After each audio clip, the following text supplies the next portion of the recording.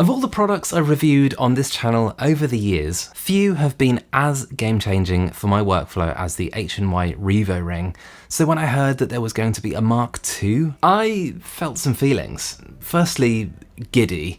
Secondly, here's a blank check, write any amount on it and gimme. And here it is, the Revoring Mark II. So what's changed? Why would H&Y bother to make a second generation of something that worked so well? I want to investigate and let you know the lowdown. As ever, I've timestamped everything in this video so you can skip to the bits you want, no problem. I'm also on the long winding path to 100,000 subscribers, and it would really make my day if you could just reach down, if you haven't already, and hit that subscribe button. Puts a smile on my face, helps the channel, and I thank you in advance. Now, just as a heads up, H&Y were really kind enough to send this to me, but you know what? The joke's on them, because I would have bought this anyway. This is actually the 5th Revoring product that I've owned now. I got the original, a black mist, an empty one, and then I replaced the original, and then this Mark II, and that's not even counting the 2 H&Y Swift series ND filters I bought, so I'm already a pretty big fan. Obviously I can say what I like, and H&Y don't get to see this video before I put it up, but they know. They know I am a, no doubt, upper deck home run. So kicking off with the features, and I suppose in case you missed it, general idea behind the Revoring might help. The Mark I brought us a variable ND and circular polarizer built into one, with the headline feature of having a genius aperture design for attaching it to the front of your lenses. They work with a range of filter thread sizes, and you never need to worry about using step rings to adapt your filters. So to answer my questions from the intro, what's changed and why would they bother to make a second version of something when it works so well? Well, the answer is locking mechanisms. Here's how it works. Simply turn the aperture ring to close it, place it on the front of your lens and release. Screw it in just a little bit, and when you're happy, tighten the locking mechanism and it should be secure. Interestingly, there's also a lock for the ND ring, which is nice to have. This is so welcome because from experience, you can easily knock the Revoring, the original one, off. And that's obviously not what you want. The other critical thing that this opens up is the possibility of using this with H&Y's own Swift system. If you're not familiar with Swift, it's a range of magnetic accessories like filters, and most importantly for video guys, a matte box. Previously you try and attach it, but because the polarizer and ND rings were free to move, the matte box would kind of rotate under its own weight. And now, not an issue. It's optically unchanged, which is no bad thing because I've always been impressed with the quality of glass with the original Revoring. And the other thing to note is they still have the same ND range. It's a huge range of 1.5 minimum stops all the way to 10 stops.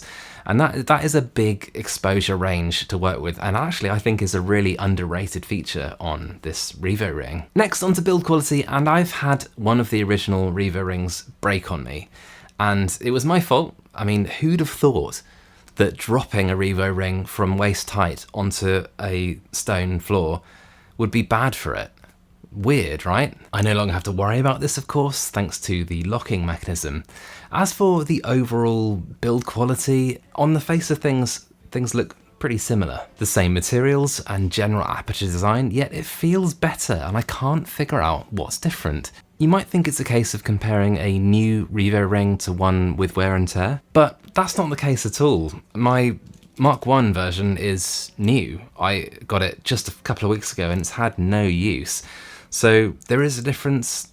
I don't know why. I thought it'd be interesting to weigh them because the Mark II does seem ever so slightly more chunky, and the Mark I came in at 139 grams. Yeah, these are not light filters. And the Mark II comes in at 143, so just 4 grams heavier, and I don't know how they've done that. Next, onto the user experience side of things, and the Mark I was exceptional and the Mark II is improved, so go figure.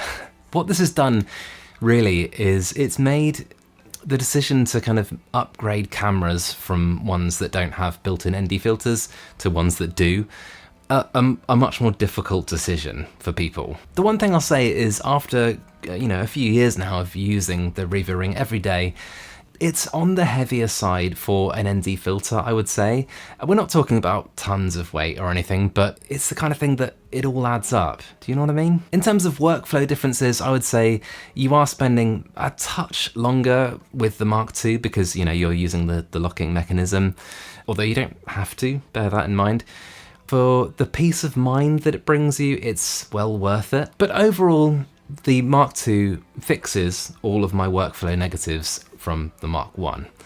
Let's look at some footage, eh? So doing a little side-by-side comparison between the Mark I and II, I found no difference whatsoever in terms of light transmission when both of them are set to minimum. However, the differences here you can see are due to different positioning of the polarizing filter, which is kind of a cool tool to have. It's basically eliminated any shine from my wooden desk. Next, I dialed them in so that the NDs are blocking lots of light because I want to see if there's any kind of color cast. Now, I've never noticed it with the Mark I, and I'm happy to report the Mark II is exactly the same, even with lots of stops of ND dialed in. The Mark I had that dreaded X pattern that appeared when you got to the very darkest point of the ND range, and the Mark II is the same. However, it's worth bearing in mind that you only notice this if you're using focal lengths of around 40mm or wider, and in that case, for the wider end of these kind of lenses, I would suggest stopping down if you're really struggling to get to that exposure that you're looking for. I also just wanted to note just how dark 10 stops is. It's really dark, and I suspect most filmmakers won't need to go all the way to maximum. As for user experience negatives, the one notable thing that I'd say is that there's an ND and circular polarizer in one, which means the polarizer is always on, and that might not be to everyone's taste, and there isn't a version with just the ND on its own. I'm not always sure if I've got the circular polarizer sort of dialed in properly so that things are looking their very best, but I have to say, I like what it does. I actually prefer it. Not so much a negative, but I did want to mention that I think it's really worth getting the magnetic lens cap for Revo Ring, and I'm not 100% sure if it will come with the Revo Ring when you buy it, and if not, I really wish that it would, because, you know, if you buy these separately, they're north of 20 quid or dollars or whatever, so not a big one, not a big deal, just a small gripe. Moving on to value for money and alternatives, and whilst the Revo Ring isn't kind of inexpensive for an ND filter, I still consider it a plus value product because of the improvements it brings to your workflow. And you know what? There's not a lot else out there that really we can compare it to. You could look at H&Y's own Swift system, which, as I mentioned, is a magnetic solution for adding ND filters and the matte box to your camera without the need for 19mm support bars. It's not an alternative per se, as it's really just something you'd use in conjunction with an empty Revo Ring. I reviewed it previously and it is pretty great. There are also magnetic systems from other companies like Earth and K&F, but they're not really comparable because, again, they're not tackling what the Revo Ring does. Clearly H&Y have the patent on that clever aperture design, or at least I hope they do.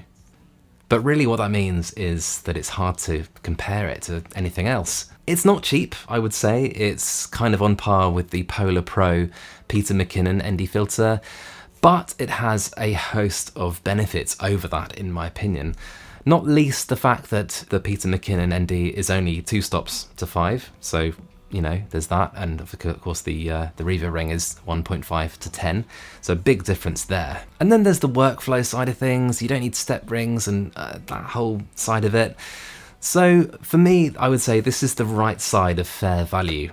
A tentative thumbs up. Anyway, now onto my pros and cons, and I'll start with the pros because I'm a glass half full kind of guy. In my opinion, this is still the best variable ND filter out there, but improved. The locking mechanism works really well and is really needed. I kind of didn't realize it until I was using the Mark II how much I needed it, but it's a good move. This has off the charts convenience factor. I can't imagine going back to the standard type of variable ND filter and using step rings, and just no.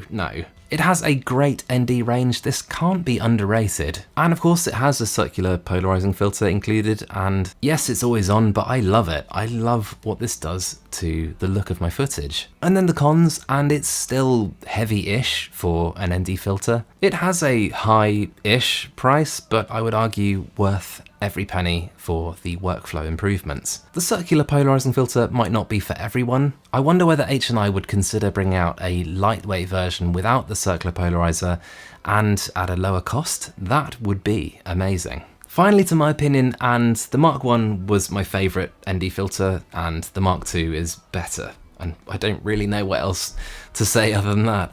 I love the new locking mechanisms, they work really well. I love the peace of mind they bring. It's really kind of just a relief to know that it's locked in place and it's not going to fall off. I also love that now it makes it more accessible to use with my Swift system accessories. That's a really nice thing too. Otherwise, I just think I've summed it up pretty nicely from my pros and cons. I'll continue to recommend the Revo Ring to anyone who asks me, and and anyone who doesn't have kind of built-in ND with their camera, just because of all the aforementioned pros that just stack and just make this such an incredible product.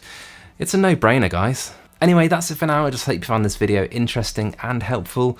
I'll be down in the comments. You can ask me questions. What did I miss? Do you own this? Will you be upgrading to the Mark II?